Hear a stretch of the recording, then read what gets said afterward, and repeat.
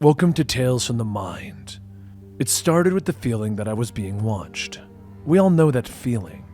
Even if you can't quite describe it, someone is standing just behind you, watching your every move. Or they're just outside of your peripheral vision, watching you.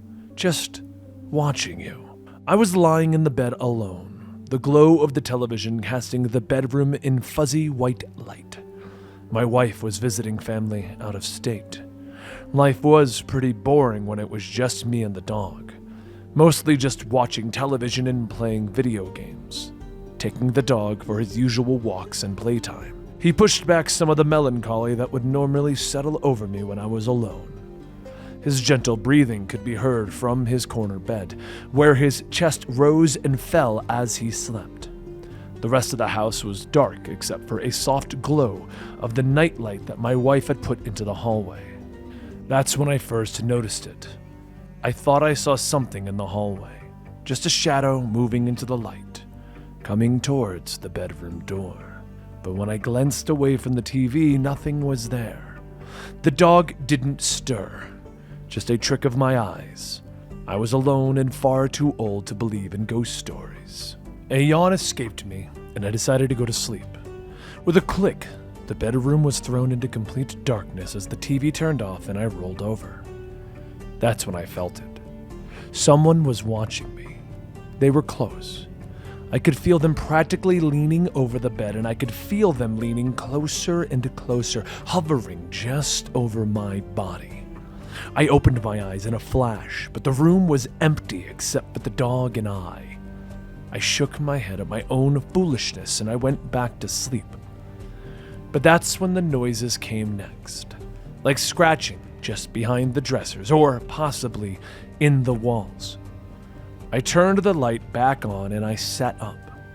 The noises stopped, and I waited a few moments, but they never returned, and the dog still didn't stir. He wasn't much of a guard dog, but he would still react if something was in the house. So I turned the light back on and I went back to sleep, believing that my mind was merely playing tricks on me. I don't know how long I lay there in the strange limbo of sleep and awakeness. I knew I was being foolish, but my mind wouldn't let it go. I heard the noises again, coming from downstairs in the kitchen this time. I sat up quickly, but the noises continued, pots shifting, drawers opening.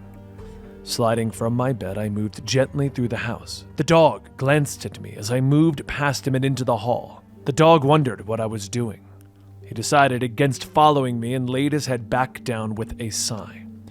I moved downstairs in the dark, but the kitchen was quiet, the living room empty. I flicked on the lights, illuminating the emptiness around me. There was nothing. We were alone.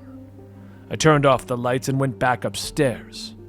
Sleep finally overtaking me after I convinced my own mind that it was merely playing tricks on itself. I awoke sometime later to the protest of my bladder. I slid once more from my bed, shuffling to the bathroom and turning on the light. I glanced at the window for no real reason, and that's when I saw him. The man with black eyes stood behind me, staring, his lips pulled into a hideous grin. My eyes widened in shock, but I couldn't move.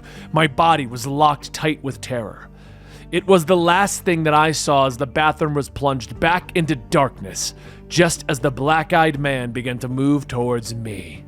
But that's when I awoke with a start, sitting straight up in my bed, sweat drenching my body as I breathed heavily, and my wife lay peacefully next to me. The dog in the corner glanced up at me before dropping his head back down, sighing deeply that his sleep had been interrupted. I untangled myself in the sheets and I sat at the edge of the bed for a moment, resting my head in my hands. The horror of that dream quickly leaving me, and in moments I could barely remember what had happened to scare me so much, just the remnants of the black eyes seemingly lingering in my mind, though I couldn't remember who they were attached to. I shook my head as I reminded myself that I was too old to be scared by simple dreams. So I got up and I headed into the bathroom to splash my face with cold water. I stood there for a moment in darkness before the soft growl of the dog reached my ears. Opening the bathroom door, I stepped into the quiet darkness of our bedroom. My wife was stirring in her sleep, and the dog was staring at her, growling from deep in his chest. "Is everything okay?" I asked quietly. The first thing that I thought was that my wife didn't respond, and instead she began to rise up, the blankets sliding away to reveal a segmented insect-like body that shined dully from the soft glow of the nightlight in the hallway. Unnaturally long, spider-like arms began to unfold from the body, reaching out and pulling the creature from the impossible depths of the bed. The dog began to bark loudly as he leaped from his bed, rushing forward. I tried to scream, but once again my body had frozen with terror at the horrific sight in front of me. The monster somehow rotated its body so that its grinning face and black shiny eyes were staring right at me. One of its legs moved, impaling the dog on the sharp spike on the end. His barks were cut away with a sharp cry of pain, and he was silent.